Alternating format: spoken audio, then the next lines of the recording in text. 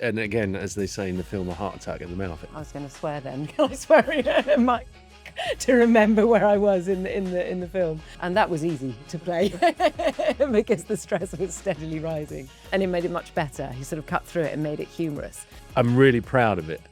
Gerard, Polly, thanks very much for joining us here at the Edinburgh Film Festival. Congratulations on the film. My first question is, opening shots and closing shots are always something that fascinate me. Your opening shot in The Dentist, quite graphic and quite in your face. Was it always the plan for that to open the film? Pretty much, yes. She is suffering from something called dry socket, which becomes apparent in the first sort of half an hour of the film. And I got that condition a few years ago. Funnily enough, I was just about to go to South Africa to Recce for a film, and I had a wisdom tooth out 2 days before flying, and it was the pressure in the aeroplane that caused this dry socket. So I got to South Africa, and I just had to see an emergency dentist, and I was in. And again, as they say in the film, a heart attack in the mouth. I was just holding my jaw, and I was like, do you know what? If I ever make a film, I'm going to try and get dry socket in. But it's just the stress that she's under, and on top of stress, money issues, everything else. If you've got toothache, Exactly the worst. yeah, and that was a real dentist, and Polly was so brave to have the tooth out there and then. Such good acting. No. I'm assuming you didn't shoot the film chronologically, is that correct?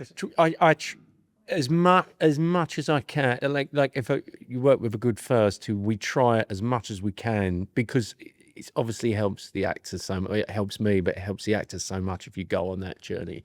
But obviously, because of night shoots and everything else, there's some, but we try as much as we can to shoot chronologically. My first film, Tony, I shot it completely chronologically, which was a luxury, but it was 11-day shoot, so it was in some ways easier then, because it was such a small shoot. But yeah, as much as possible. Yeah, the reason I was asking is I was wanting to ask Polly as well. How, as an actor, how do you keep track of where your character is mentally if you don't shoot chronologically? Because your character starts here and just keeps the stress keeps rising. So how do you, as an actor, what's your process to kind of just keep on top of that? Well, I suppose a lot of notes on the script to remind myself where I'm at and where I'm coming from. But we did do lots chronologically. And also we had this rehearsal time where we built the relationships with these people, where, if I was with the office crew, I knew exactly how I was feeling towards each person at any time. And to hop to the two boys, it was, the process felt quite natural by the end. It wasn't too much of a I was going to swear then. Can I swear in mic to remember where I was in the film? So I didn't find it too much of a problem. It was just noting it down. Did I ask you for many reminders of where I'd just come from? I knew I had to keep touching my mouth and realizing the pain was growing. A little bit, but you're on it because you've got the scripts and you've got all your notes. But yeah, sometimes I remember but it's just that thing I have to remind myself as well. Sometimes you're shooting. It was such a it was over the course of a week, really. So it was it wasn't too hard. Just to remember the stress was steadily rising. And that was easy to play because the stress was steadily rising. You've got a line in the movie, I might be misquoting, so correct me if I am. I believe it's endorphins and dopamine from working through a checklist. That's a brilliant line. Talk to me about that line, both in the writing and the net performance, because it looked like it was relished. Yeah. Well, I was watching a lot of, me and the co-writer Austin, we were watching a lot of YouTube videos of real estate agents. There's a lot of stuff out there of the art of the sell and all of this stuff. And I think that line may have come from one of those videos. Yeah. because we're trying to take a lot verbatim of all of the terminology and everything else. Do you know what I mean? Because it's out there and it's realistic and it's the real world. So I think that line did come from one of those Yeah. estate agent videos. And for Natasha, I mean, she's just so committed to her job. You know, she doesn't sense the irony of the ridiculousness of the situation. She's just like, this is how you do it. This is how we stay high. We have to dance at the end of the week. We have to take lots of uppers to keep saying, and and take everyone out that you see. And she doesn't need to justify that. She's teaching. She's preaching what she knows.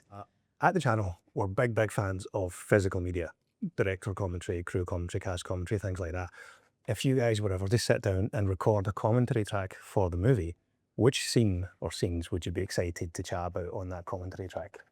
Well, for me, maybe meeting Mikkel for the first time. Because I was just saying before that I came to that scene feeling that it might be different, feeling the pent-up stress that she's felt in the final relief and the sort of drama of the situation and the relief of meeting him, and that it was going to be more serious or more pent-up. And it was lovely the way Mikkel came in, and he was this eloquent, sort of wavering gent in this pub at first when you see him, but how he just cuts through the sort of potency of the scene that I had imagined, and it made it much better. He sort of cut through it and made it humorous. And I think that would be a good one to talk through if that's what the commentary is about, because it was just a surprise to me, and he was such a great character. So that's one I'd love to do. Maybe the club scene for you is another. I just had to walk through the club scene was good because that club was a club that I knew many years ago. That was a sort of infamous club, and I managed to get the real location of the club that I went to, and I got a lot of sort of friends and family members as the patrons in the club downstairs. So it was quite entertaining, I guess is the word. But maybe the climax, without giving away spoilers, the climax was, I was a little bit, I would say, out of my comfort zone. It's not the kind of filming that I'm normally used to doing. We storyboarded it, which for one, I don't really storyboard. I'm very much camera 360, out on the streets, improvisation, a lot of that stuff. So this was about breaking everything down, storyboarding it, lots of stunts, lots of, fire, pyrotechnics, guns, all of this stuff, breaking it down piece by piece. And I'm really proud of it.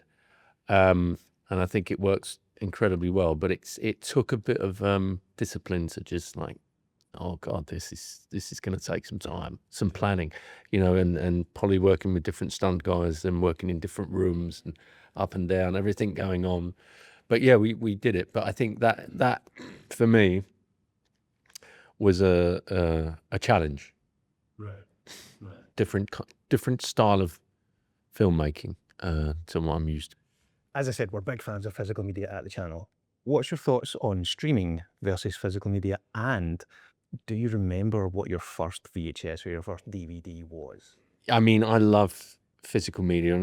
I've just done an interview actually for the soundtrack, and I was just talking about cinemas, video shops, how video shops have, there's that part of what we went through is gone now. It's evaporated. Of finding out films that you've not heard of, finding out videos from a video store. I was saying in this interview that if you find out about a film, a rare film, if you can't find it on a streamer within a minute, you're angry, right? You're like, well, why can't I find this like a minute? Whereas years ago, you didn't find stuff. You dreamed about certain films. You dreamed about getting certain videos. I remember when I went to New York for the first time, Kim's Underground, there's a famous video store. Going in there and trying to rent out films that I've waited to see for years that weren't available in the UK. But that's all. But again, streaming is fantastic because you can, for research or anything else, you can say, okay, I want to see this film. and it's there. But physical for me is best, and it's yours forever. First film that I bought. Yeah. Oh, Raiders of the Lost Ark, which was available. It was quite unusual at the time when it first came out on video. It was affordable at the time when all videos were at £80. It was about £20, I think. I think mine that I watched over and over again. I think my brother might have bought it, but that's the first that was in the house. Was probably Breakfast Club or Weird Science. Those two were over and over. Yeah, I think Guy bought that, not me. But that was the one I watched most. I can't remember my first buy.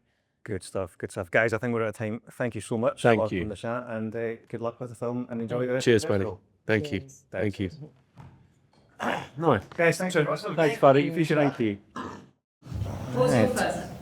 Ooh, so first VHS was Die Hard. I had parents who didn't really care about certificates, which is why it's probably why I do what I do and talk about what I talk about.